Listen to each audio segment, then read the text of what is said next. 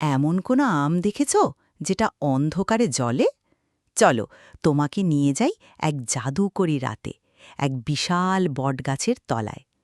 চাঁদটা তখন ঝলমল করছিল, আর এক নীলু নামের ক্ষুদে নীল হাতি টিপটো করে ঘুরে বেড়াচ্ছিল।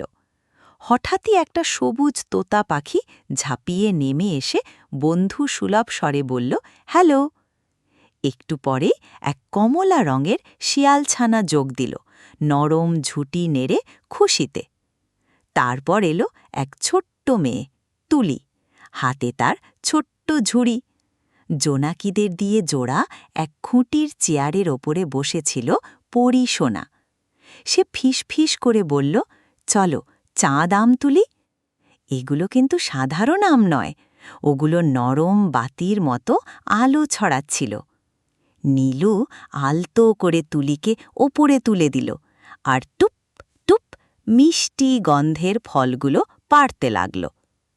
সবাই মিলে মজার ধাঁধা বলল আর আনন্দে ঘুরে ঘুরে নাচল। তারপর সোনা মিষ্টি চিনি বাদল খুলে দিল, আর তারা বানালো দারুণ ম্যাঙ্গো মিস্ট আইসক্রিম। সবাই যখন চামচ চাটছে, তুলি আকাশের দিকে চেয়ে ফিস করে বলল, চুপ, তারাগুলো হাসছে।